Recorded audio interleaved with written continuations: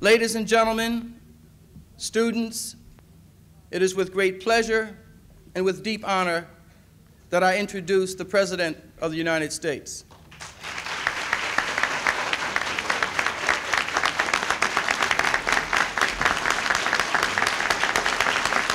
Thank you very much.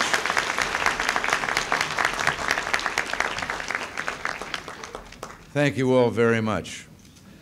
And thank you, Robert Woodson. Thank you very much for, and a special hello again to my pen pal, Rudy Hines. The Martin Luther King Junior Elementary School has become very special to all of us at the White House since we began our partnership in education 2 years ago. It's wonderful to be here today at your fine school. I just wanted to come by and say a few words about the man for whom your school was named.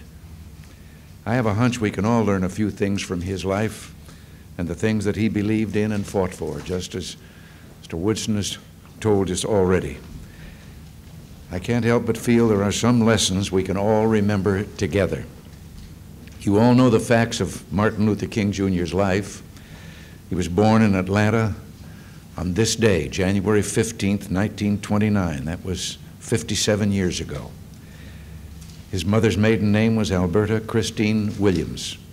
His dad, Martin Luther King, was a minister of the Baptist Church. Martin Luther King Jr. went to Booker T. Washington High School. And then, as many of you will, I hope, he went on to college, to Morehouse College. He also became a minister and went to work with his father at the Ebenezer Baptist Church. After that, the story kind of heats up. The facts and events come thick and fast. The South was about to become the location of a great revolution. Young Martin Luther King Jr. was about to become its most forceful and effective leader. I wonder now if some of you know the names and places that for another generation, for your parents' generation, your teachers, are so well known. They will always be unforgettable. Montgomery, Alabama, and Selma, and Birmingham, Little Rock, Arkansas. A lot of hearts were broken in those places, but a lot of history was made too, and a lot of justice grew out of the pain that happened in those towns. Montgomery is where a black woman named Rosa Parks refused to get up and give her seat to a white man on a bus. That was the beginning of the famous Montgomery bus boycott. Martin Luther King Jr. was one of its leaders. He and his followers just refused to take the city buses anywhere as long as blacks had to sit in the back. They just wouldn't accept it anymore. They said, enough. They walked everywhere. They'd walk for miles rather than take the bus. There was a phrase for what they were doing that was famous then. It was called peaceful protest, saying no in a peaceful way. And the protesters went to the courts, where one day in June, 6 months after the boycott began, a United States District Court made a ruling. They said that racial segregation on the city bus lines was unconstitutional. It was contrary to that great Constitution by which we all live in this country. Later, the Supreme Court, the highest, most important court in the whole country, would listen to similar cases and hand down more civil rights decisions. One big case was argued by a young lawyer, picked by Dr. King himself. The young lawyer and another lawyer worked together without pay, and they won the case. And that young lawyer is my friend, Samuel Pierce, and I'm proud he's a member of our government as the Secretary of Housing and Urban Development.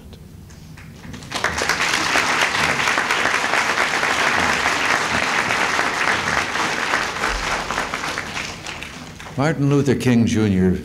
first became famous in America during the Montgomery strike. It wasn't an easy time for him.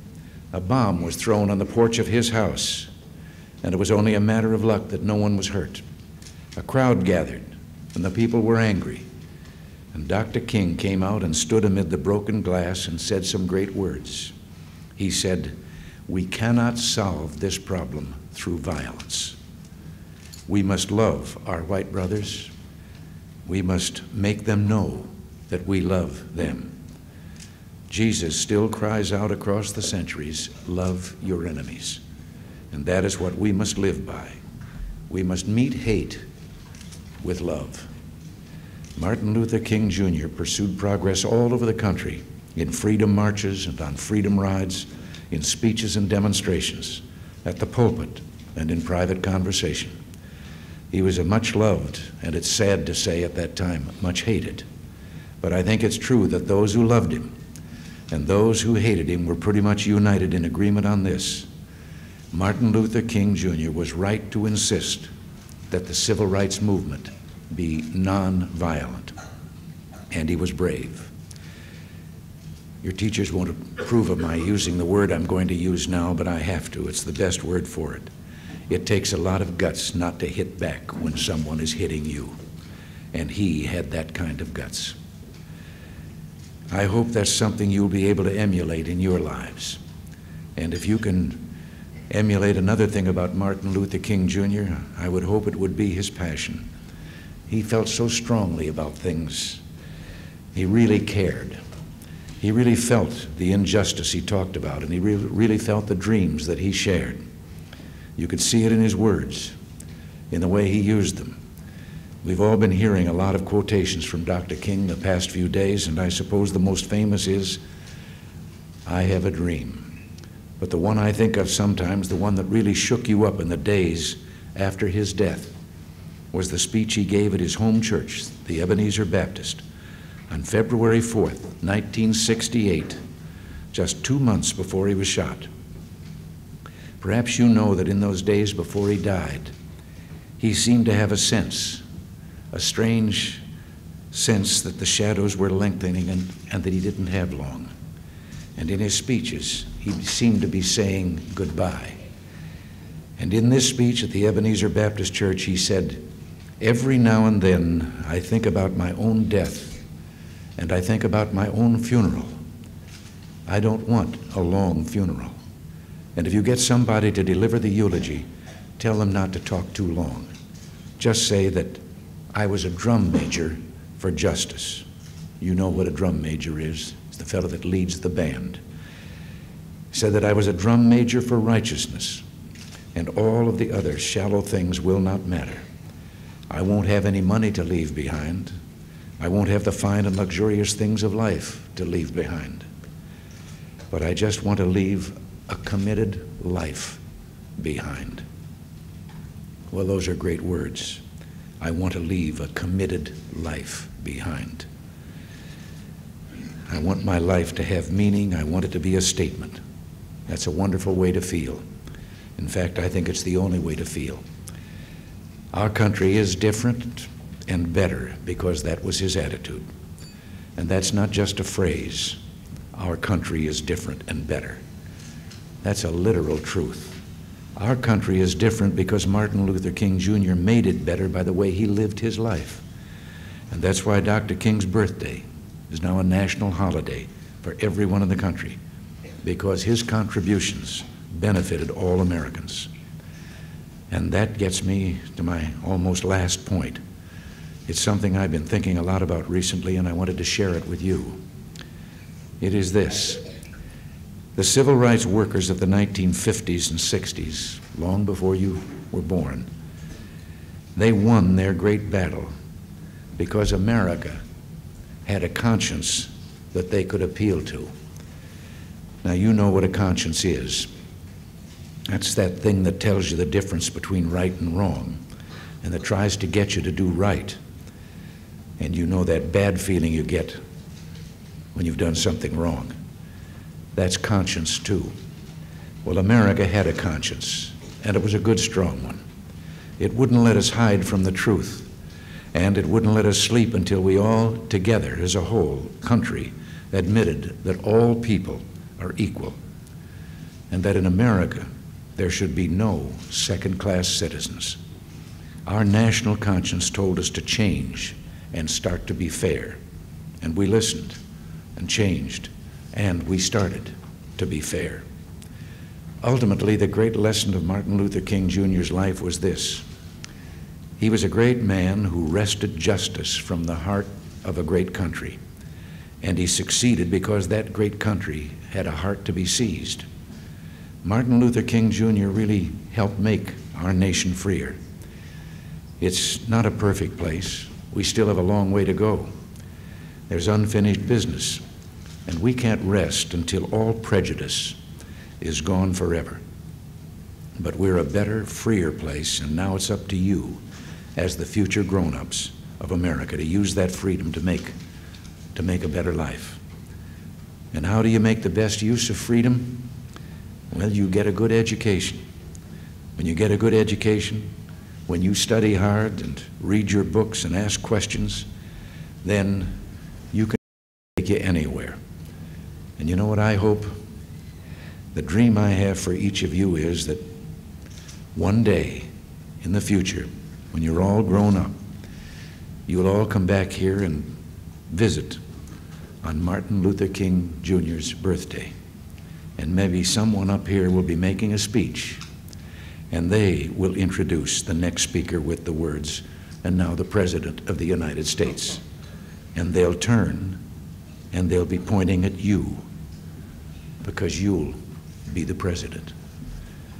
You think that's a good idea?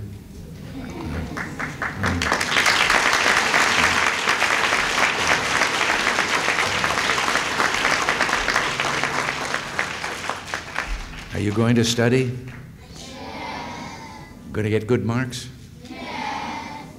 Will you go to college? Yes. Wonderful. That makes me so happy. We're all equal partners in this great experiment called democracy in America. And when we bow our heads today, and I hope all of us will, and say, "God bless Martin Luther King Jr.," we'll also be saying, "God bless America." And may her conscience stay strong forever. And may her children always recognize that conscience and thank God for it. I thank you so much for inviting me here today. This is where I wanted to be.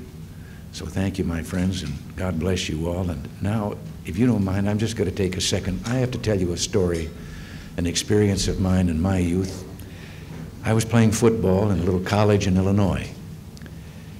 And this was back in the days before any Martin Luther Kings. He had just barely been born. But there were people with prejudice and hatred.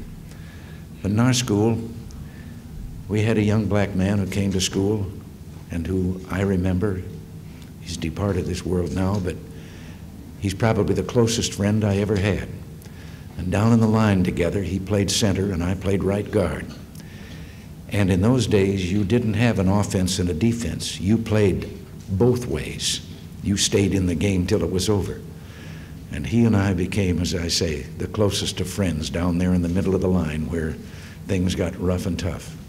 And one day we played a team that didn't have any mix in its lineup.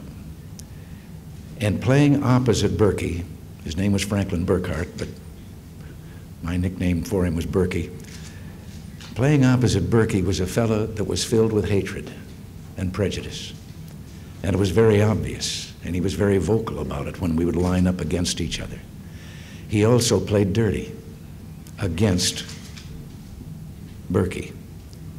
In the huddle, I looked across once and saw Berkey and his lip was bleeding where he was biting it. He had already an injured knee before the game, and this fellow had found out about it. Evidently, he groaned at the wrong time, and he was using his dirty tactics to further hurt that knee, and Berkey was biting his lip to not show the pain. And in the huddle, we were so mad, all of his teammates, we wanted to go after the fellow. And Berkey said, "No, this is my problem. This is my fight." And no one knew anything about it. Well, Berkey played him all that game, and he didn't play dirty. He played clean. He just played the hit 'em hard kind of football that we're taught and that's within the rules. And by the middle of the fourth quarter, his opponent, playing dirty with all of his dirty tricks, was literally staggering, and his coach had to send in a substitute for him. And he started off the field. He was wobbling as he started off. And halfway to the sideline, he stopped. He stood there for a minute, then he turned around, And he came staggering back, elbowed his way through the two teams as we stood there in the timeout waiting for play to resume, and up to Berkey and faced him. And then I saw he was crying. The tears were running down his face. And he stuck out his hand. And Berkey took it. And he grabbed it with his other hand. And then crying, he said, "I just want you to know, you're the greatest human being I've ever met." And turned and left the field. You see, just one individual with principles like that, like Dr. King and like Franklin Burkhart, a conversion right there from hatred to respect and even liking on the part of another man. Well, I just couldn't go away without telling you that story. The world is so different today, and those of us who were a part of that revolution that Martin Luther King performed in, all of us, we are so happy for what has happened, and so happy to see all of you here together in this different kind of an America. You keep it that way, and keep making it better. And now, before I leave, I want to present a plaque, I should say, to your principal, Bill Dalton, in commemoration of Martin Luther King Jr.'s birthday.